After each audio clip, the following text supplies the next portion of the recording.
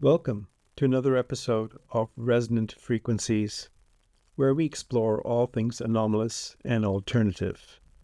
I'm your host, Nand Harjani, and I'll be guiding you through both concepts and terms so that we all have a language and an understanding of what this world is. In today's episode, we're going to talk about the term clairsentient. In prior episodes, we talked about clairvoyance, we talked about clairaudience, and in today's episode, we're going to talk about clairaudient. Let me start off by asking you, have you ever felt someone in the room maybe playing with your hair when there's nobody in your room? Have you ever felt someone caressing your cheek? Have you ever felt someone sitting at the edge of your bed and looking at you, but you're alone in your bedroom? These are all telltale signs of being clairsentient. If you like what you're hearing, please go ahead and ring the bell, like us, and subscribe. Let me now continue with what this really means.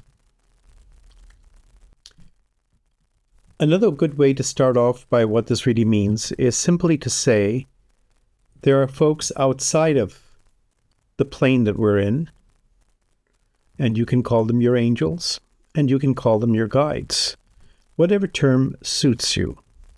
But they're here to help guide you through a rough patch, a hurdle, a problem, an event, or an emotion.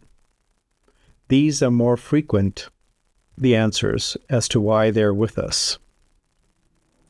Let's go back to asking you, have you ever walked down a dark alley and something inside of you changed and shifted and you probably thought you shouldn't be there?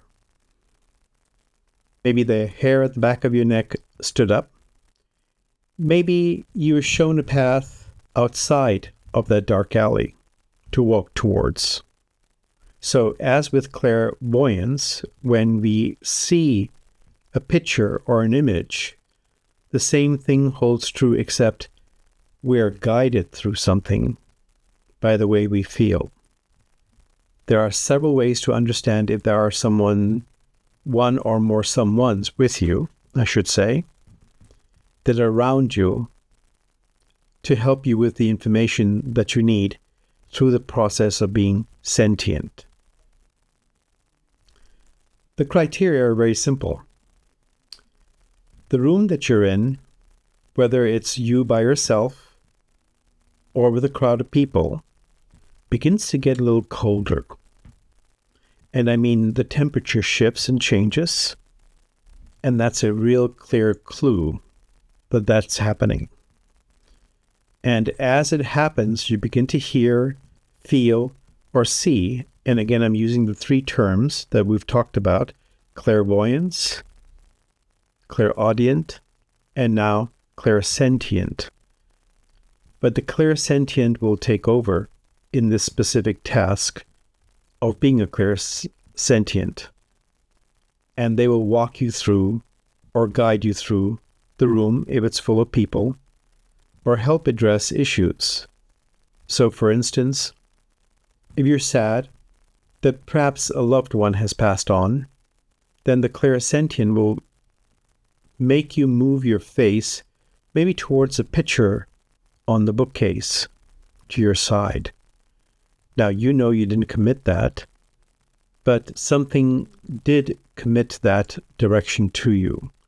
And as you see the photograph, your eyes land on a certain someone, and typically that certain someone is around you. This happens a lot. Knowing the criteria, one of which is temperature shift, is the key to this. In any case, it is yet another form of gathering information from the Akasha. And as you continue to interact with people that are fluent in this space, you'll find that most folks that are intuitive will use a combination of all three or two of the three, to relay that information to you. Years ago, I wrote an article about what makes for a good clairvoyant session or an intuitive session. The link is here above, so you can go to that article and read it. I would love to get your feedback and comments and thoughts and help you understand this space. That ends our show for today. Stay tuned. Make sure you ring the bell twice so that you get notified. Until the next episode, enjoy the information that you've been presented with.